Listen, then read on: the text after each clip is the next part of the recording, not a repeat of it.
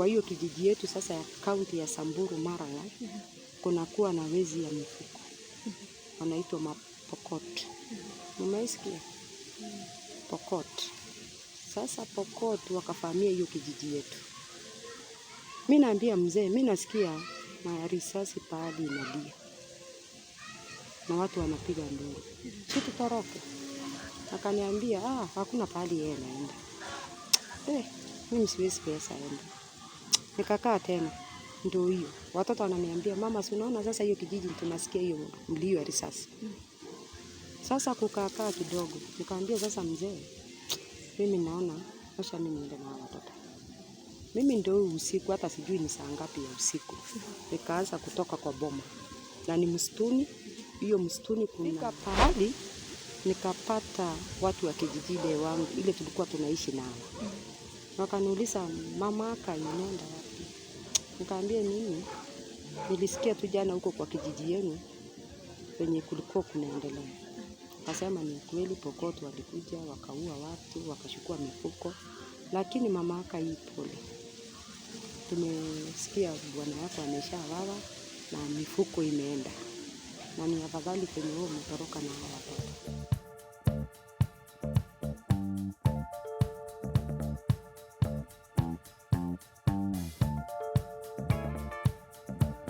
Wĩ mwega mwĩroreri wa gĩtugĩ kĩa mwĩhoko ngũnyite ũgeni mũthenya wa ũmũthĩ.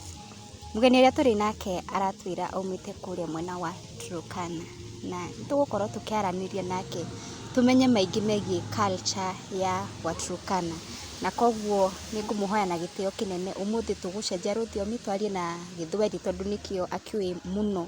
Oroho ngakũhoya hangĩkorwo nĩ rita rĩaku rĩa mbere gũkorwo ũgĩtwĩrorera, korwo ũkĩhitha subscribe button njĩtagwo Kate Infinity, na nĩ ngũmũnyita ũgeni tumenye maingĩ megiĩ culture ya Waturkana. Karibu sana ma'am, tuambie majina yako na kule umetoka. Kwa majina yangu naitwa Jane Asmit. Mimi nimetoka kaunti ya Turkana. Kaunti ya Turkana, Samburu Maralal. Ni hapo ndo nimezaliwa na wazazi wangu. Tulizaliwa tukiwa watoto 8.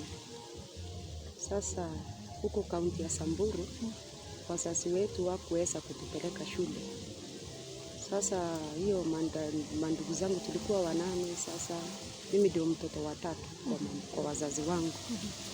Sasa mtoto tu akiwa mkubwa hivi ama msichana ama kijana, boma yetu ilikuwa na ng'ombe, mbuzi, mpaka ngamia. Sasa sisi ikifika asubuhi wazazi wanatuambia muende mchunge, hata wasichana. Sasa unaenda unachunga mpaka jioni. Kufika jioni unarudisha zile mali, mbuzi na hizo ng'ombe mpaka ngamia. Sasa mnaanza kukamua kwa ile wengine wanaweza, hiyo wanakuwa wakubwa. Sasa ngamia sio rahisi ukamue kama soya. Sasa tukikamua hizo ng'ombe ama ngamia, hiyo ndio tunakunywa. Hiyo ndio sasa chakula ya jioni. Sasa kila mtoto anawekewa na mzazi hiyo maziwa. Sasa tukiendelea tukishunga. Dada yangu mkubwa kuniliko akaoleka. Akaoleka juu hata ile mzee anakuja kumuoa hata uwezi ambiwa. Huyo tena aliolewa na mzee Marika babangu. Akaolewa kaunti ya Isiolo. Mimi sasa nikaendelea kuchunga. Nikifika asubuhi unajua kazi yako ni ile ya kuchunga. Sasa na hakuna shule unapelekwa. Sasa mzazi anategemea nyinyi kwa kuchunga. Sasa nikaendelea nikishunga. Mimi nikafikisha miaka kama ya miaka 12. Nakumbukanga. Utasoma? Hakuna mtu anakupeleka shule. Hata kidogo? Hata kidogo. Sasa shule hata kuona hiyo kaunti ilikuwa sijaisikia. Sasa nikaendelea kufika hiyo umri naona kama ni miaka 12. Juu mimi hata sikukuwa na matiti. Matiti hata ilikuwa inaonekana. Sasa hapo mimi nikaenda nikashunga kweli. Kufika jioni nikakuta wamama wamejaa kwa boma ya wazazi wangu. Nikauliza mama, kwani tuko na wageni? Namuuliza kwa kilugha. Mama akasema usijali. Wewe ingia kwa nyumba ukakunywe hiyo chai na hiyo nyama. Mimi nikaingia nikakunywa maziwa na hiyo nyama nikakula. Sasa nikalala. Hawa mama na wazee asubuhi wakaamka. Wakachinja ng'ombe, wakachinja mbuzi, sherehe ikafanyika. Sasa hapo mzazi ameniambia nisiende kushunga. Nikauliza kwa nini? Akasema wewe pumzika leo. Sasa na huwezi waambia mama yako kitu kwa sisi huwezi jibu yeye. Sasa akisema hivyo tuli. Nikatulia tu, nikaona sherehe wazee, tumbako iko kwa kimila yetu kuna kitu wazee wanakulanga. Tumbako ya mdomo. Nikaona wameletewa wamekula tumbako, wa mama wamefurahi, wazee wamekula nyama. Kufika jioni ile wazee wamefanya hiyo sherehe wakaanza kunishukua. Si wazazi wangu wakanishukua. Wazazi wakaniambia kwa kilugha, sisi tumeshauza. Nikasema hakuwezi kumwambia kitu. Sasa hata mtoto wa miaka 9 ama 10 anaolekanga. Na mzee mkongwe kabisa. Sasa hiyo unauziwa watu wa kabila yenu. Sasa hiyo ni kama kimila. Sasa huwezi kataa. Mimi ndio hiyo nikashukuliwa na hiyo wazee na mama. Tukafika kwa ile mzee sasa ninaenda kuuzwa kwake. Kumbe ile tu nimefika kwa hiyo boma yake. Kuna kwetu hatukuangi na tujengeongi na babati. Tunajengewa na ngozi ya ng'ombe. Ngozi ya ng'ombe? Juu umewekewa ngozi ya ng'ombe, hapa kando ngozi ya ng'ombe. Nyumba zote hata ile mabibi wengine. Sasa nyumba yangu nikaoneshwa iko kando. Nikaingia, nikakuta kuna maziwa ndani. Nikakuta nyama yangu iko ndani ile nikiingia nikule kwa kimila. Mimi nikaingia kwa nyumba, kuingishwa kwa nyumba wale wamama wakaenda. Mimi nikabaki peke yangu. Ikawa usiku. Nakumbuka ikawa usiku nikaingia kulala. Hakuna mtu unaongelesha, nimestuka, nafanya nini? Nikaingia kulala. Ule mzee sasa ile nimeuzwa, kumbe yeye alikuwa kwa mabibi wengi, hii wakubwa. Sasa kwa kimila yetu, bwana anakujanga na mkuki. Hawezi ingia naye kwa nyumba. Anadungilia nje ya mlango. Kumaanisha nini? Kumaanisha sasa mimi ndio bibi mdogo. Hawezi ingia na mkuki. Amedungilia kwa mlango na mimi nikasikia. Mimi nikaingia, akaingia. Najua sasa nyumba hakuna taa.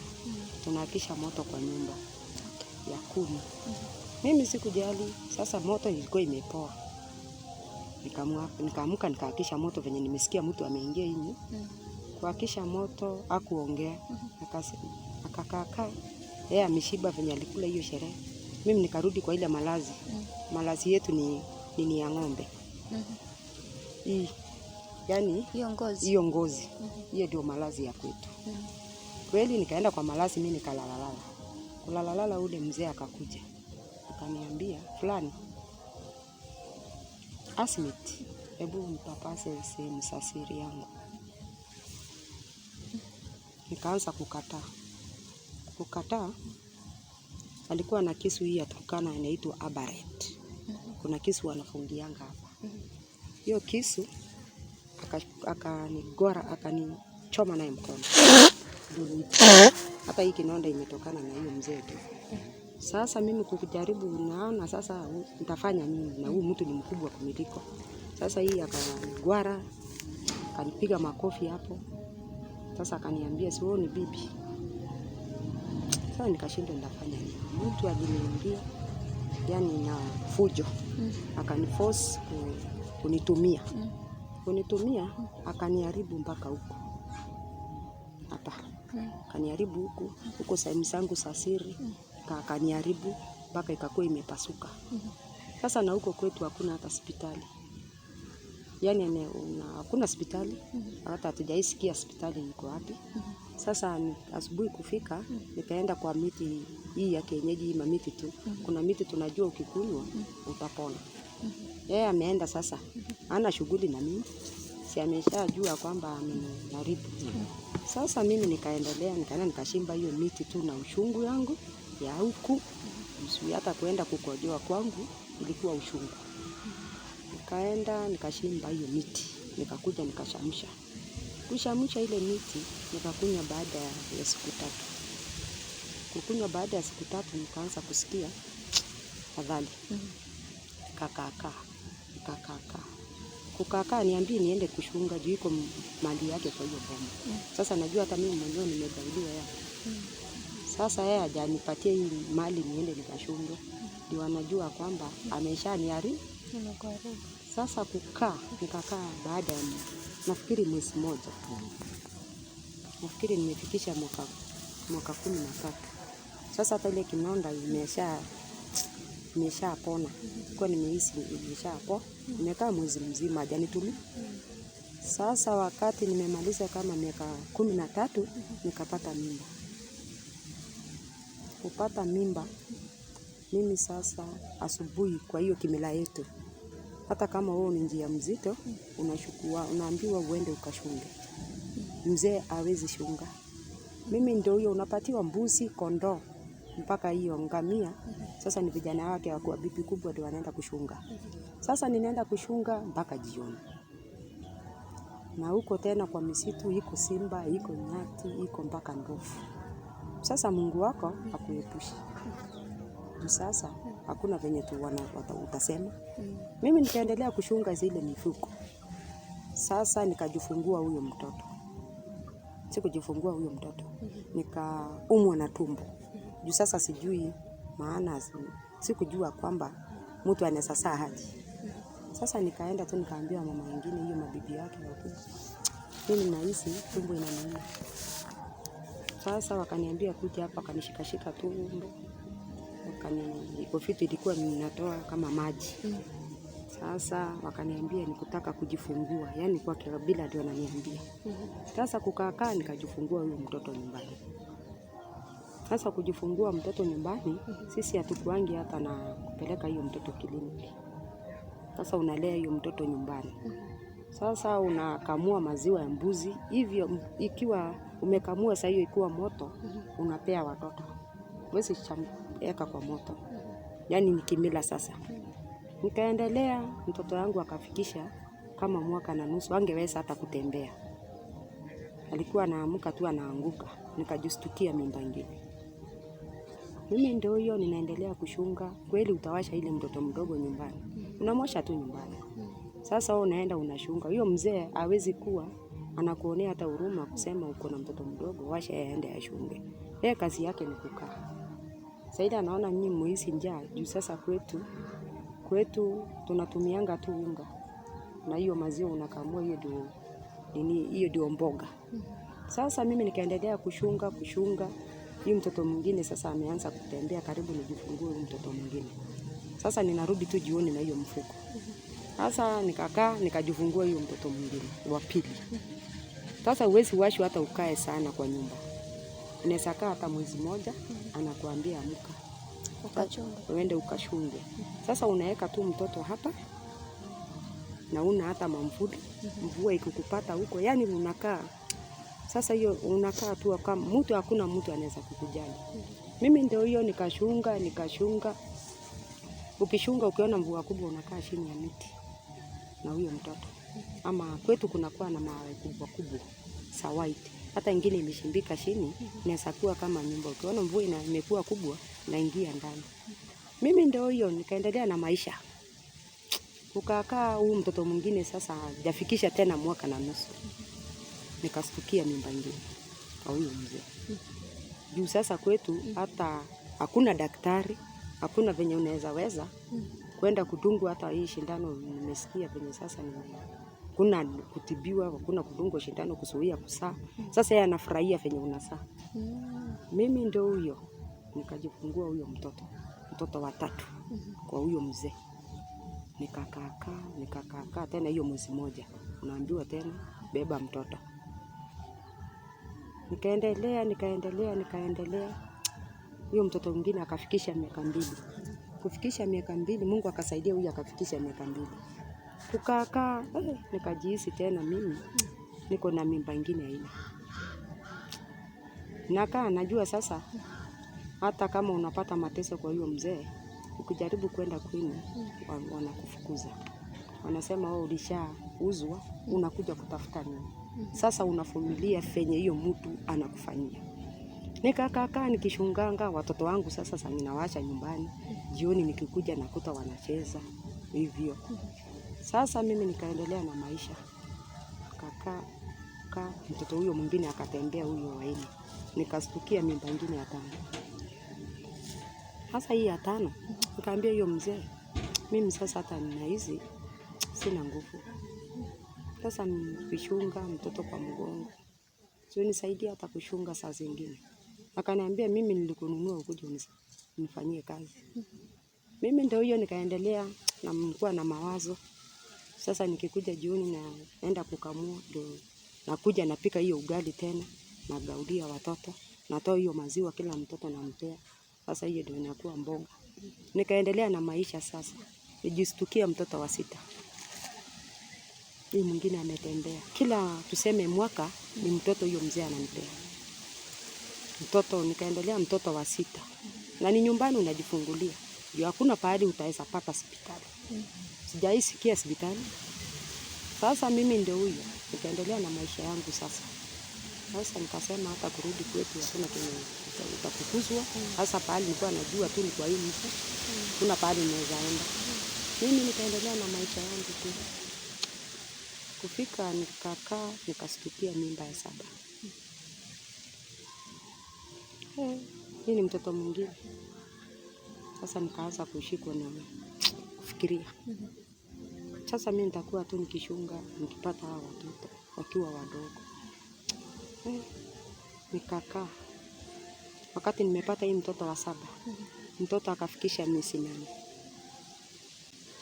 Kwa hiyo kijiji yetu sasa ya kaunti ya Samburu Maralal kuna kuwa na wezi ya mifugo.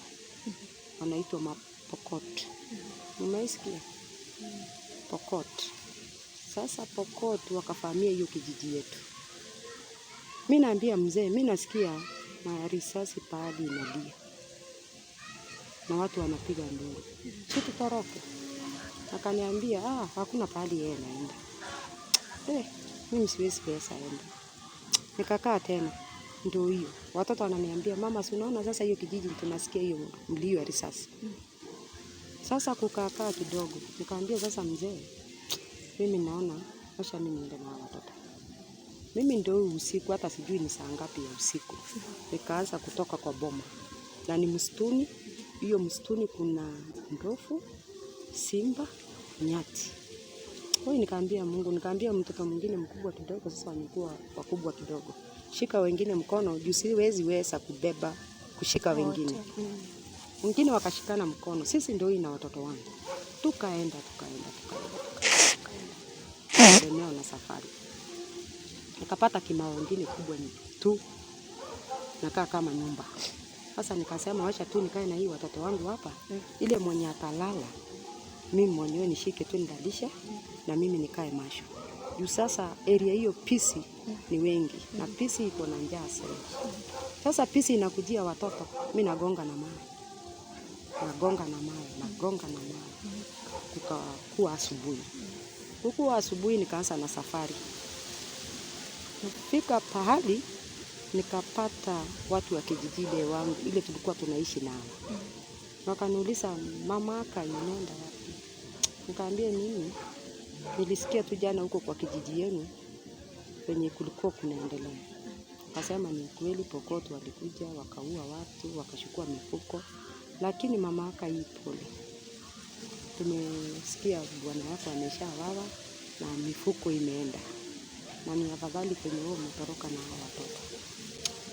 Hapo nikakaa chini nikaanza kulia. Nitafanya nini wewe Mungu wangu? Na kama sasa ningekataa kukaa, kama ningesikia hiyo mzee, sasa sisi tungekuwa. Sasa hatungekuwa. Mimi nikaendelea na hao watu sasa safari. Sasa tunatafuta pahali amani tutapata. Tukaenda na hawa tukaenda. Na hiyo kaunti yetu Samburu Maralal kupata maji ni shida. Sasa hiyo majirani tukaenda tukahisi njaa. Kuhusu ile njaa kuna wazee walikuwa na mkuki. Wakadunga hii punda ya msituni. Na wakasema sisi tuko na kitu ya kuosha moto. Sasa wacha tudunge ili watoto wakule. na kweli wakadunga hiyo punda ya msituni, wakashinja. Si wamama wanachinja, ni wao. Sasa kuchinja wakaweka kwa moto, weka kwa moto. Sasa inachomeka tu, ile inaiva hiyo wanatoa, wanakatia watoto. Sasa ile tulikula hiyo nyama, tukahisi maji, kutafuta maji shida. Sasa watoto wanaanza kunililia, tukaenda kutafuta sasa maji. Kwenda kutafuta maji, tukaenda tukakosa pahali maji utapata. Sasa tukalala kwa msituni tena. Sisi ndio hiyo, mimi nikatokea sasa, nikawashana na ile majirani yangu, nikasema washa tu mimi mwenyewe. Tukaenda tukapata pahali, kuna pahali kwetu kaunti ya Samburu inaitwa Sukta Marmar. Kufika Sukta Marmar, hapo ndio nilipata maji. Sasa hiyo kupata maji ni pahali tu kisima, kaanza kuchotea watoto na mkono wakunywe, una kitu ya kupatia. Tukakaa hapo na watoto wangu, hakuna mtu, ni mimi na watoto. Tukakaa hapo, nikaanza kuwakunyisha na mkono. Ni maji ambayo imekaa tu hapo, ni kama ni ya green. Sasa unasongesha na mkono ndio upate. Sasa nikawakunyisha hiyo ya miezi 8, namkunyisha hiyo wengine. Sasa hapo nikaenda. Sasa hata sijui pale naenda. Juu nikienda kwa wasasi naona kama watanifukuza. Sasa nikasema wacha tu niende. Nikaenda Sukta tu Marmar, nimetokea Kasenta. Na ni msitu. Nikaenda. Kufika mbele ya pale inaitwa Sukta Marmar. Hapo ndio tulikutana na Pokot, wale wezi wa ng'ombe. Wenye tumekutana nao hapo, nikakutana na wamama kama 7. Hata walikuwa ni kutoro. Sasa hiyo wezi wa ng'ombe wakatuambia, hebu mlale nyinyi wote na hiyo watoto wenu ama niwaamalize. Hai, nikasema wewe hapo ndio Mapokot walitunyajisi sisi wa mama, wakashika mtoto wangu wa miaka 9 wakamnyajisi, nikiwa naona si atukufisha. Nikasema wewe sasa nitafanya nini? Mimi ndio hiyo. Kaambia sasa wamama wengine, sasa wakaniambia mama fulani twende hivi. Nikaambia hapana, wacha tu mimi niende njia yangu kwa hii msitu tu. Mimi ndio huyo, nikapatia mtoto mwingine hii mtoto wa miezi 8. Nikasema huyu mwingine ya miaka 9 alikuwa ameshindwa kutembea. Sasa anamwaga tu damu. Mimi ndio huyo na Mungu wangu. Nikaenda nikatokea mbele ya hiyo Sukta Marmar, nikakutana na lori. Sasa inaenda tu mbio. Kutana na hiyo lori, nikasimamisha. Niko na watoto wangu wote. Kusimamisha walikuwa wanakataa kusimama. Sasa wakaona niko na shida, watoto wengine wamebeba hiyo mwingine, wameshikana mkono. Wakarudi nyuma. Wakaniambia, mama uko na shida gani? Nikamwambia sisi tumefanyiwa na hiyo Mapokot. Mimi nimejajisi na mpaka huyu mtoto amekatisa. Sasa hiyo mtoto amekatisa, wakamshika, wakasema wacha tuangalie. Kweli kuangalia wakamkuta ni hivyo. Na sasa hii wakaniambia hii lori yao inaenda pale inaitwa Nyahururu. Akasema wakaniambia twende niwapeleke hospitali, lakini nitawasha kwa gate. Nikasema asante. Wakanipeleka mpaka huko hospitali. Wakatuambia hapa ndio hospitali, sasa mtajua venye mtaongea. Niko na watoto wangu wote, hii wadogo nimeosha nje ya gate. Nikakuta askari hapo nje ya gate. Kukuta hiyo askari, nikapeana shida yangu, nikamwambia mimi mwenyewe nimenajisiwa, huyu mtoto amekatisa. Hiyo askari ya gate akaniambia wacha nipeleke, sasa uwezi jua huko ndani kwenye nakaa. Akanipeleka huko. Akaita madaktari. Mama ametoka kaunti fulani, amepata. Mimi nikaenda nikapimwa. Nikaambiwa mimi niko sawa, lakini huyu mtoto atalazwa. Ndio penye sasa hiyo kinonda yake iko si nzuri. Sasa kweli mtoto wangu akalazwa. Wakaniuliza unakaa wapi? Nikamwambia mimi sina mahali naishi. Kasha tu nikaa hapo kwa mabarabara, kwa makibanda hapo Nyahururu. Sina pahali nimeenda, mimi nimetoka kaunti yetu. Sasa hata nashindwa nitafanya nini. Mimi ndio huyo. Tukaenda hapo Nyahururu. nikakuta hoteli hapo wanapikanga chakula, wanauza mchana mpaka asubuhi. Hiyo mama akaniuliza, wewe, nikamwambia mama, si unisaidie tu pale pa kulala na watoto wadogo kwako. Akaniambia, hii watoto ni wengi, siwezi kutupatia pale pa kulala. Pale nitasaidia wewe ukaange na hii watoto kwa hii makiti mpaka asubuhi. Nikaona ni afadhali. Juu sasa niko na mgonjwa hospitali, nitafanya nini? Sasa ikifika asubuhi tunakaa kwa hiyo makiti mpaka asubuhi. Kufika asubuhi naamuka mimi. Naenda kwa mgonjwa bila chochote, sina sahani, sina nini. Naenda namuona, nakuta amepatiwa madawa. Chakula iko hospitali kweli, anakula. Sasa nikaendelea nikakaa kama wiki mzima. Sasa hiyo Nyahururu kwa hiyo hoteli. Sasa nikakaa nikasurvive na watoto. Watoto wakiona tena chakula ile ni mogo kwa hiyo hoteli. Na ile watu wanabakisha. Kaambia mtakuwa tu mkikula. Sasa mimi sina uwezo. Nitafanya nini? Watoto wangu wanaenda kweli wasumbue ule mama. Akiona hiyo ndoo imejaa ugali ama mamboga wanakula. Mimi nikitoka hospitali ninakuta hata hiyo ugali mimi mwenyewe ninakula. Sasa kumaliza wiki moja kwenda hospitali, daktari akasema mtoto sio mbaya. Sasa nahitajika pesa.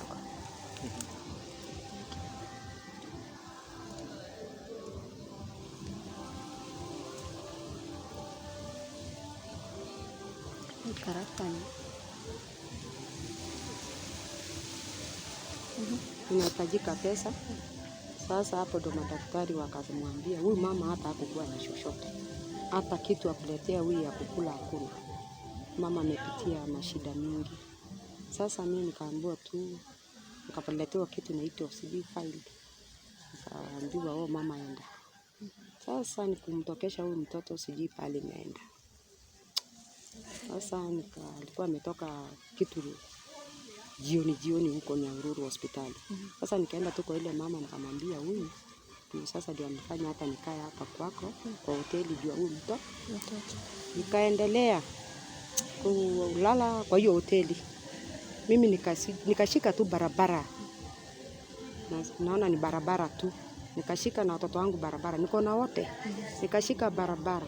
Kumbe hii barabara inaenda pahali karibu Gilgil. Inaenda sikujua hata kama inaitwa Gilgil. Sasa mimi ndio huyo, nimechoka, watoto wamechoka mguu, hakuna viatu, hakuna nini. Mimi na watoto wangu tukafika pahali katikati ya Gilgil na Nyahururu. Hapo nikaona tuko pahali kama msituni. Ndio tumezoea kulala msituni. Nikaona imefika usiku, safari, wacha nikate safari. Hapo nikaingia na watoto wangu tukalala. Kulala hapo, asubuhi tukafika, hakuna chakula unakula. Kufika nikamwambia msikufe roho, twende tu. Sasa hata ukiomba, tunaomba gari, unasema pesa wanataka. Na uko na watoto wengi. Mimi ndio huyo tukaenda na watoto, tukafika center inaitwa Gilgil. Na imefika sasa jioni, miguu imeuma watoto. Hapo sasa nikaenda pahali tu hapo Gilgil. Watoto wanaona pahali mandizi tupu. Watoto wakaanza kurokota. Kwa ile njaa huwezi kataa kenye unaona kwa barabara. Mimi ndio huyo na watoto wanarokota, wananiletea ninakula mdogo. Nikaendelea. Sijachoka. Sasa nikashindwa, kufika Gilgil nikashindwa. Sasa nitafanya nini? Nikaendelea na safari. Sijui mimi nashika tu barabara. Kufika tena Gilgil. Tukatokea pahali magari inatembea juu na chini tena iko barabara. Na magari tu unaona inapita. Nikaona kashumu kadogo. Inakaa kama shumu. Pahali maji inapitanga. Na imekuwa usiku. Mimi nikalala na watoto hapo. Lala na watoto hapo. Asubuhi mapema nikaamuka. Saa ile baridi iko. Nikatembea na hawa. Sasa wamechoka, wengine wanakaa chini wanalia. Sasa nikashindwa nitafanya nini. Kumbe tumetokea pahali inaitwa KCC. Sijui ni kijiji ama ni nini. Nikatokea hapo. Watoto wamehisi kiu ya maji, jua imewachoma. Sasa tukatokea kwa hao mama walikuwa wanafua tu nguo. Kufika hapo nikaambia saidia hao watoto maji. Wakaniuliza mama umetoka wapi? Nikawaelezea pale nimetoka. Mungu. Kaniambia wacha tu nikupikie. Kweli hiyo mama akapika ugali na mboga. Watoto walikuwa hawajui hata mboga. Watoto wakapatiwa mboga, ugali. Wekewa mboga watoto wajui. Juu walikuwa wanatumia ile ugali na maziwa. Kaambia hawa wajui. Sisi tukakula hiyo ugali. Sasa kumaliza kukula, nikauliza huyo mama, "So tusaidie pale pa kulala." Juu watoto wamefura mguu. Wale wengine wadogo. Kaniambia hii watoto wako ni wengi. Mimi ndo hiyo, sikukufa roho. Nikashika mkono na watoto wangu. Nikasema hii barabara inaenda wapi? Akaniambia hii barabara inaenda Naivasha. Naivasha? Na sina mtu wangu Naivasha. Mungu msaidie. Hai. Kaenda. Kuona nimefika kwa barabara. Hiyo mama ile alitupikia akakimbia mbio. Akasimamisha gari. Akanilipia mimi, akalipia watoto. Kaambia fikisheni mama Naivasha, ndio naona nashika njia Naivasha. Akaniuliza sasa, nikamwambia sasa nimekuomba pale pa kulala, si ungenisaidia. Akaniambia si nimekuambia watoto ni wengi. Kama ingekuwa watoto wawili, ingekuwa afadhali ama mmoja. Kaendelea na safari.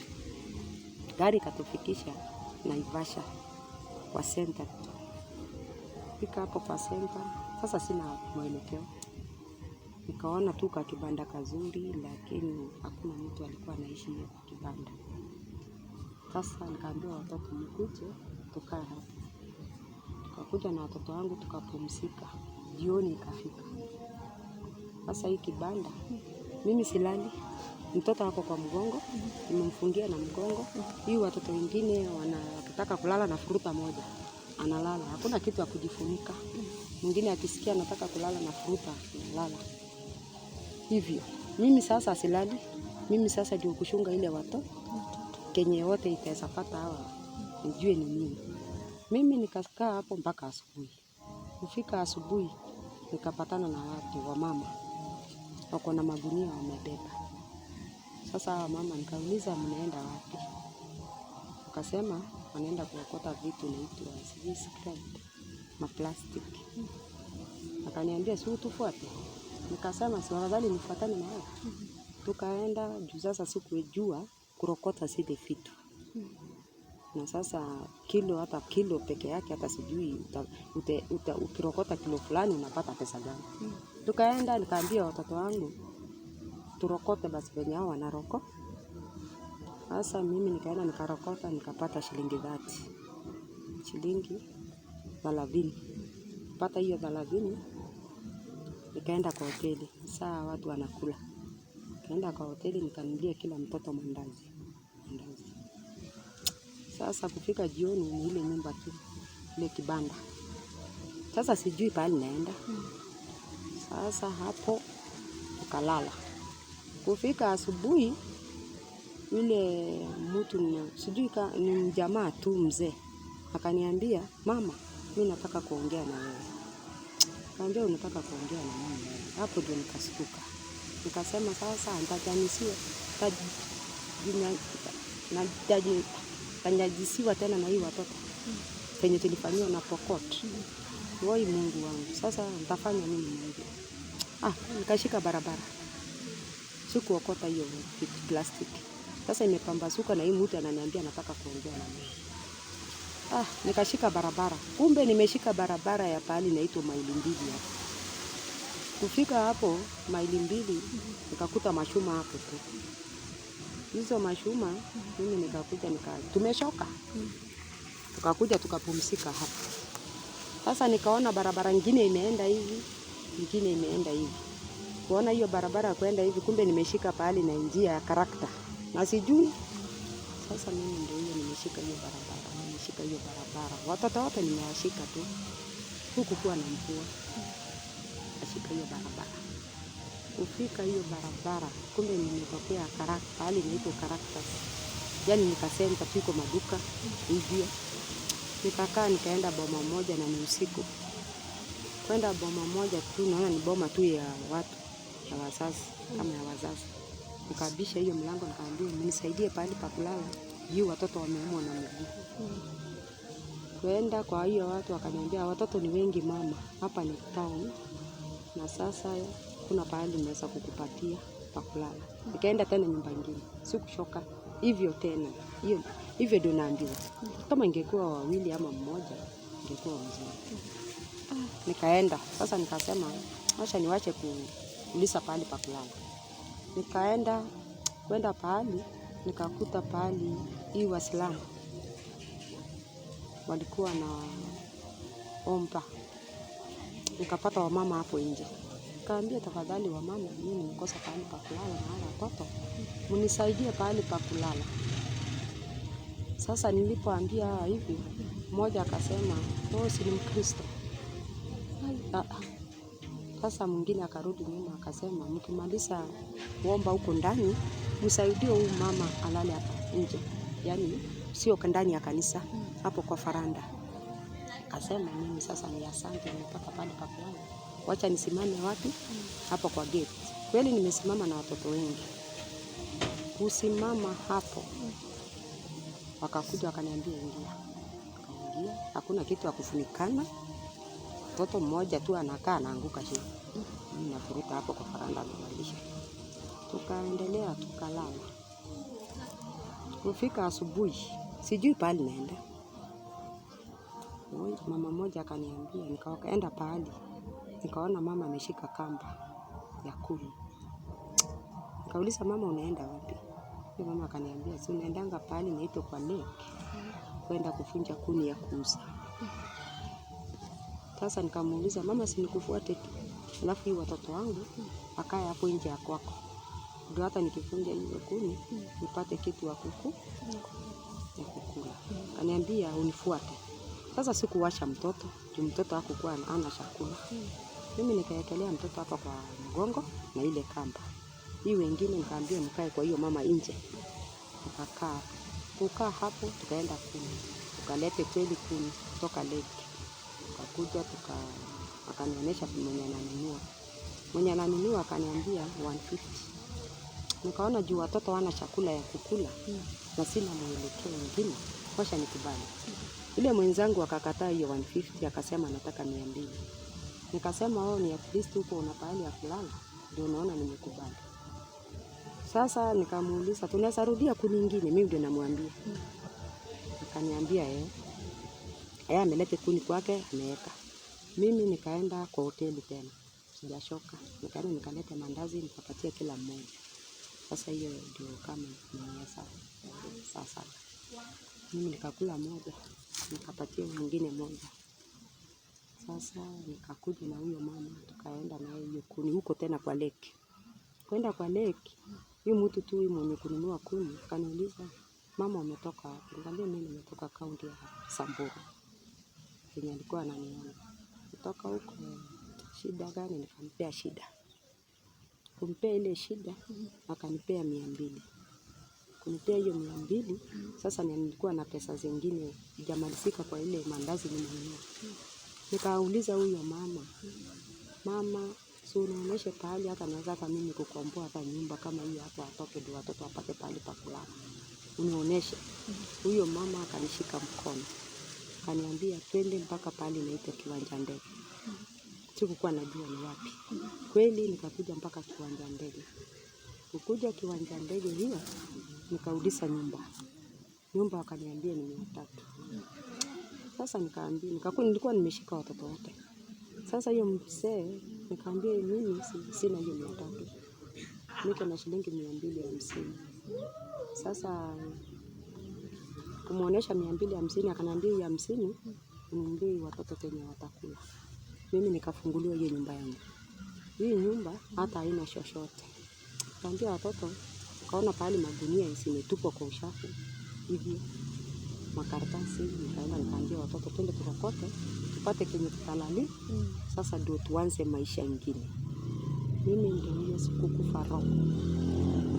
Nikaenda tukarokota, tukatandika, tukalala na watoto wangu. Kufika asubuhi hata sijui mtu hapa.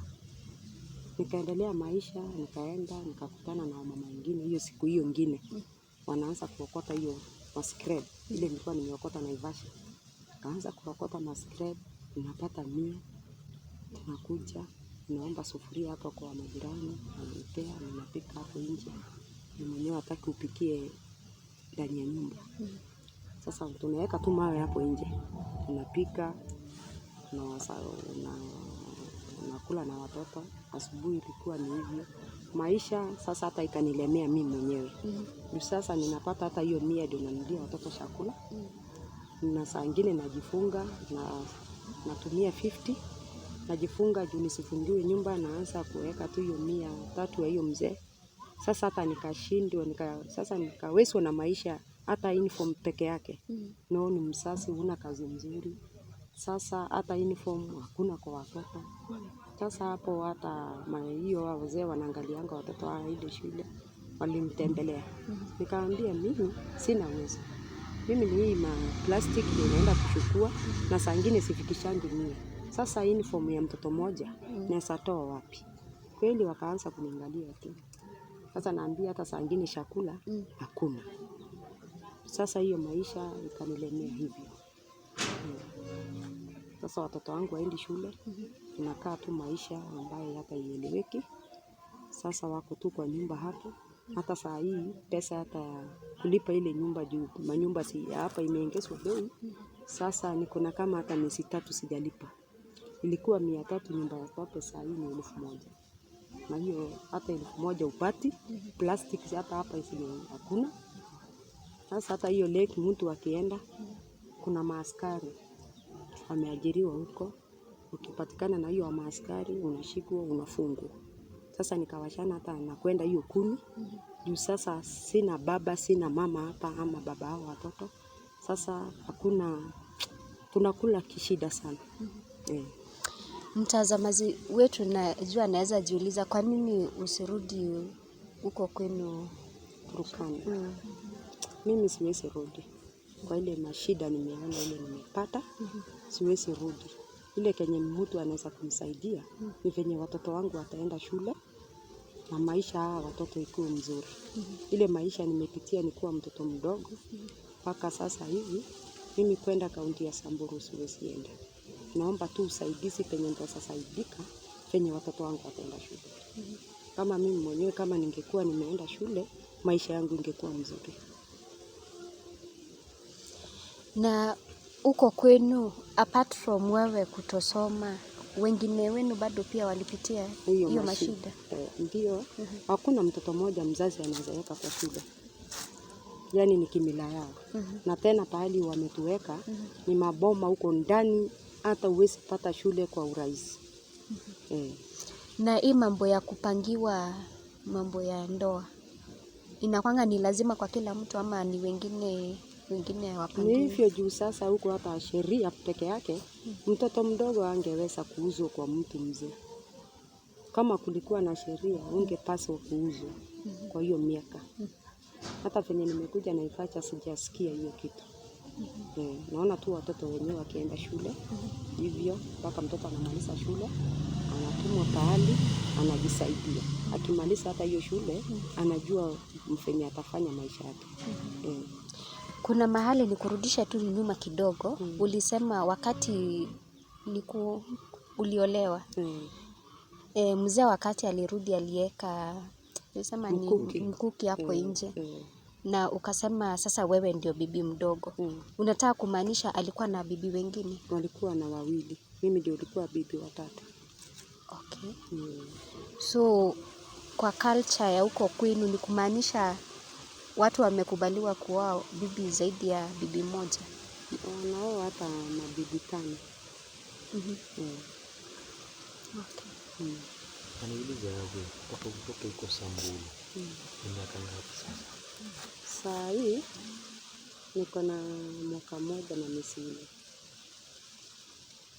Mwaka na miezi 4. Hiyo mtoto nilitoka naye akiwa na miezi 8. Saa hii hata ananyonya tu na ako na mwaka na miezi 4. Aniulize aje hii shule ni kama pesa ngapi? Shule sijaenda kuuliza. Ni uniform ya mtoto mmoja hapa unategemea size ya mtoto.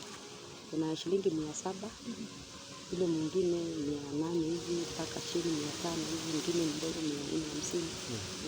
So ukiangalia ukipiga hiyo hesabu unaona kama pesa ngapi za uniform? Naona kama hawa watoto juu ni mdogo, pesa kwa 3,000 na kitu na 500 hivi. Na sasa hawana viatu hawana, wanatembea hivi. So wakiwa tuko na kibali ya kusomesha au watoto wanataka uniform na viatu. So kama uko na kiatu ama kama uko na uwezo kuleta hizo viatu size zote za watoto, tafadhali hiyo namba iko hapo chini ya huyo mama, fanya ile kitu. Namba yako ya simu mama? Leo niko hata nilienda tuko kanisomea dini sijui. Si ndio afadhali kama ujui kitu. Namba yake ya simu ni 0724 268 463. 0724 268 463. Jina italeta nani? Italeta Jane Asmith. Jane Asmith ni ya Kiturukana. Thank you muno ni gukorwo mugitwirorera, na I hope ni mwaigua tuigua ndeto cia Pokot Bandits, ni mwaiguira kuma kwi mundu umite na kuu na maria akorirwo akigerera, na ngwihoka ni tukumuteithia at least ciana ciake cihote guthoma na nyingi ahote gukorwo agicenjia muturire wa gwake. Asanteni sana, ngamuhoya na gitio kinene muno. Hagikorwo ni rita riaku ria mbere gukorwo ukiwatch show itu, korwo ki the subscribe button, na ndukariganirwo gukorwo ukilike the video. Asanteni sana.